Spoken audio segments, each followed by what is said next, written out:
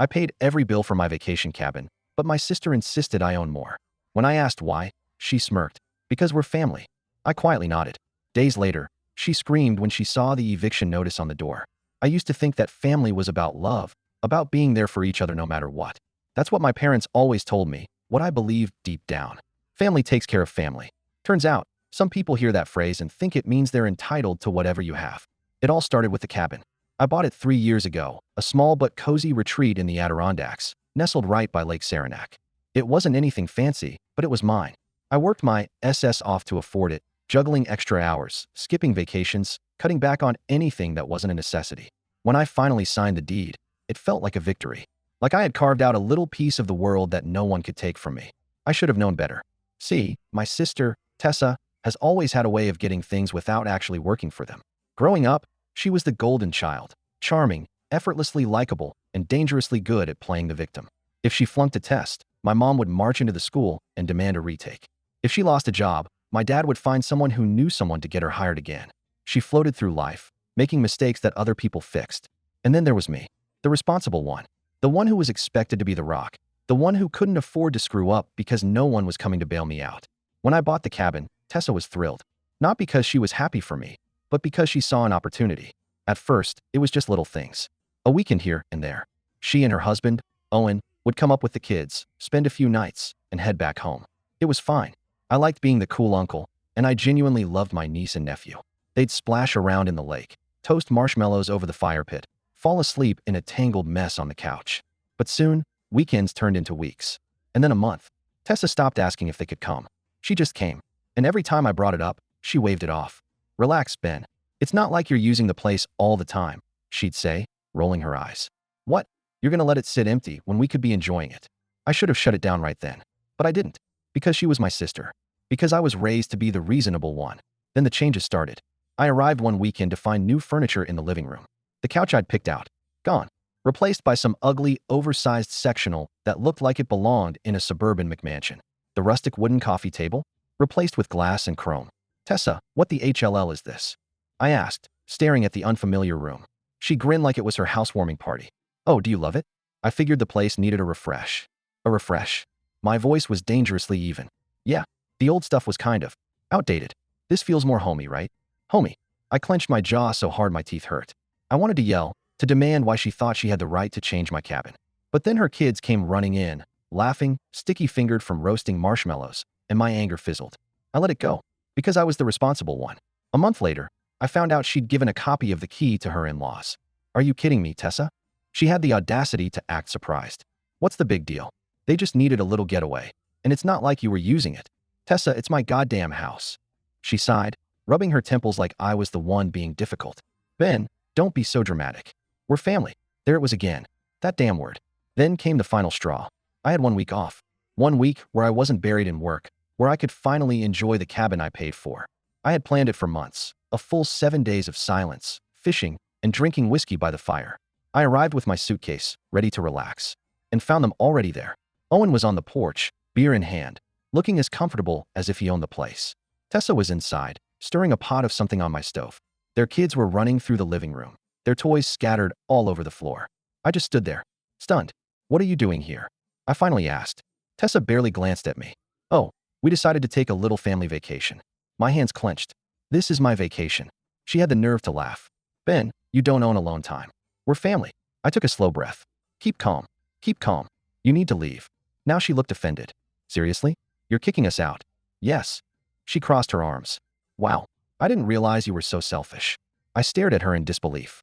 Selfish? I pay for every goddamn thing in this place, and you think I'm the selfish one? She scoffed. Oh, please. You act like we don't contribute. You know how much money we've put into this place. The furniture, the decorations, the little improvements we've made. I blinked. Improvements. She nodded, flipping her hair over her shoulder. Yeah, honestly, you should be paying us for all the work we've done here. I felt the anger settle into something cold and final. I paid every bill for this place, I said slowly, deliberately. Every single one. Asterisk asterisk, she smirked. Actually smirked. And we're family. I didn't argue. I didn't raise my voice. I just nodded. And 3 days later, when she woke up to a formal eviction notice taped to the front door, she screamed so loud the neighbors probably heard her across the lake. Tessa's scream echoed through the trees, sharp and furious, followed by the sound of the front door slamming open. I barely had time to take a sip of my coffee before she stormed onto the porch, waving the eviction notice like it was a personal ATTCK. "What the HLL is this, Ben?" she shrieked, her face red with rage. I didn't even flinch. "Looks like an eviction notice." Her jaw dropped. You can't be serious." I leaned back in my chair, completely calm, while she stood there, practically vibrating with anger. "Oh, I'm serious." Her eyes darted over my face, waiting for me to break, for me to take it back. But I didn't. Her voice dropped into a laugh, one of those fake, incredulous laughs she used when she couldn't believe someone was standing up to her. "This is a joke. A sick joke." I shrugged. "Not a joke, Tess. You don't own this place. You never have. And you've been here long enough." She let out a breath, her hands gripping the paper like she wanted to rip it in half. Then, she turned on her heel and stomped back inside. I could already hear her screaming for Owen. I didn't move. I just sat there, waiting. A minute later, Owen came outside, his face twisted in annoyance like I was the one causing problems. "Ben, what the HLL is this about?" he demanded. I gestured toward the notice. "Pretty self-explanatory. Eviction," he scoffed. "You can't evict your family." There it was again. That damn word. I set my coffee down, slowly, and stood up. "Owen, you and Tessa have been living in my cabin like it's yours. You changed my furniture. You handed out my key like party favors. And now you're acting shocked that I've finally had enough?" He folded his arms. "It's not like you're here all the time, Ben. Irrelevant. It's mine. I don't have to be here all the time for it to still be mine." "Jesus, man, why are you being so damn selfish?"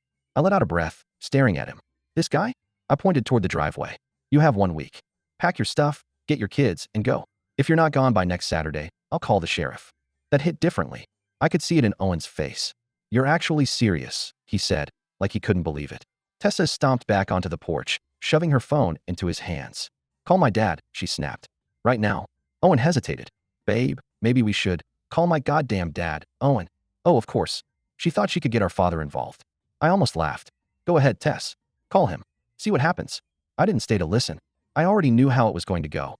My dad, Walter, wasn't a man who liked drama.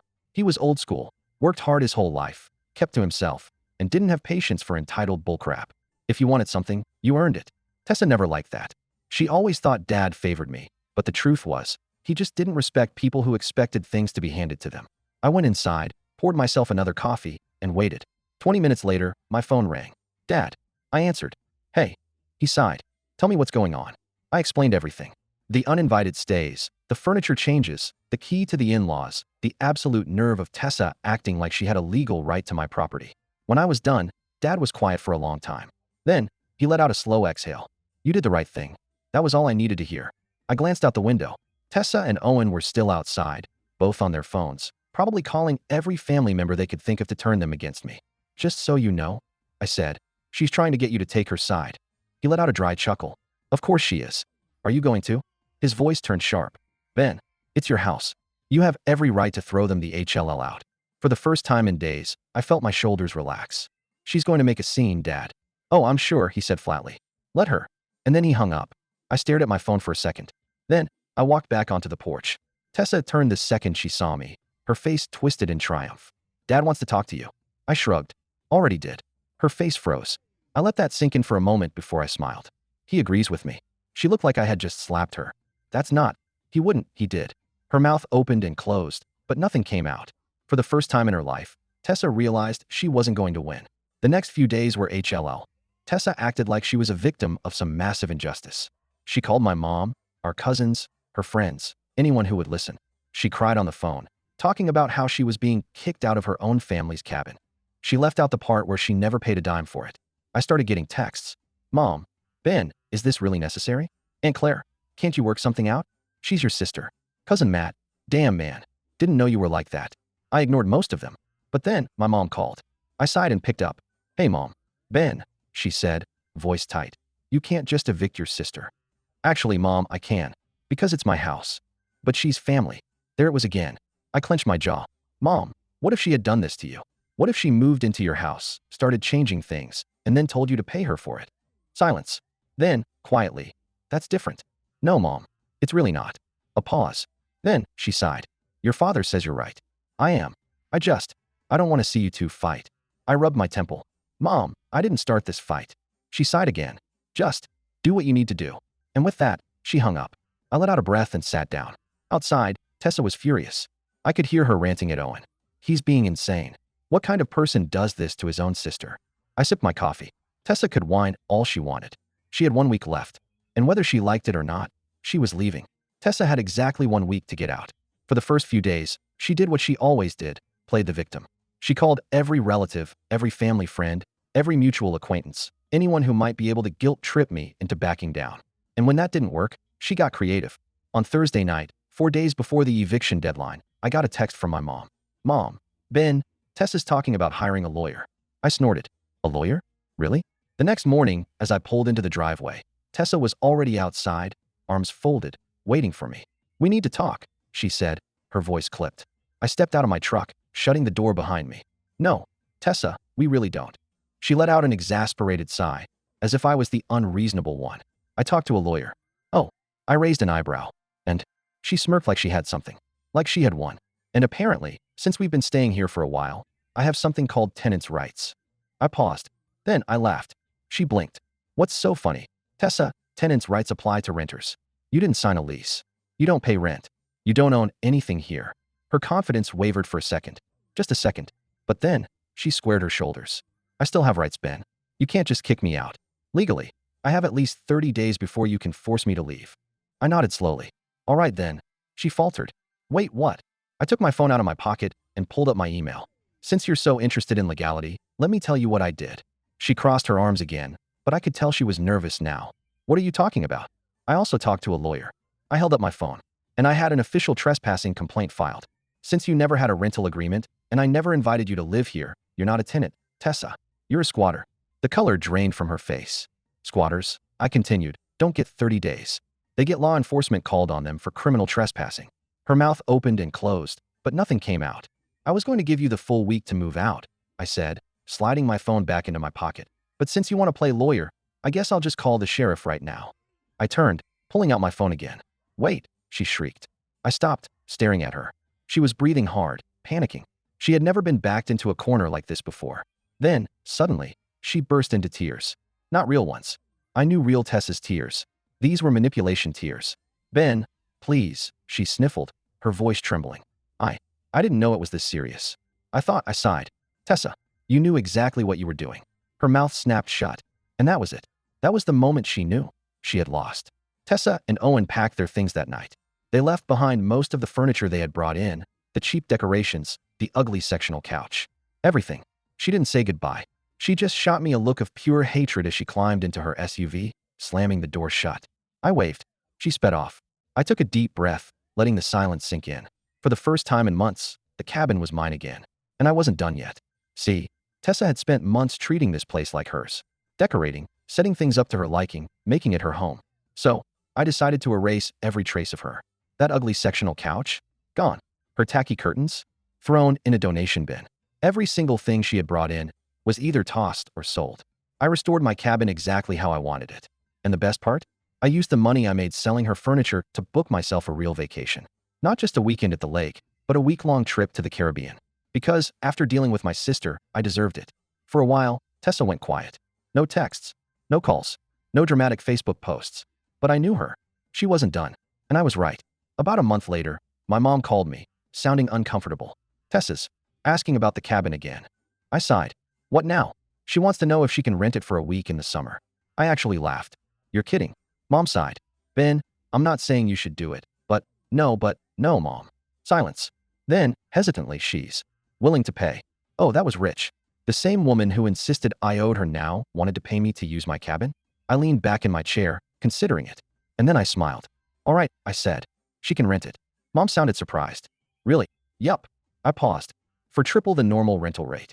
Mom gasped. Ben, Tessa said it herself, didn't she? I said. She put so much work into the cabin. Seems fair she should pay extra to enjoy all those improvements she made. Mom was quiet. Then, I heard a tiny chuckle. You know she's going to lose her mind, right? Oh, I'm counting on it. Sure enough, an hour later, I got a furious text from Tessa. Tessa, you're charging me triple? Are you insane? Me? Business is business. You should have read the fine print. She didn't respond after that. And just like that, I won. The cabin was mine, my peace was restored, and if Tessa ever wanted to step foot on my property again, she'd have to pay me for it. Sweetest revenge ever. I learned something from all of this. Family is important. But just because someone is family doesn't mean they're entitled to your life, your money, or your property. Tessa thought that because we were siblings, she could take from me, that she could guilt me into giving her whatever she wanted. But I'm done being the responsible one who gets taken advantage of. I worked hard for what I have, and from now on, no one takes what's mine.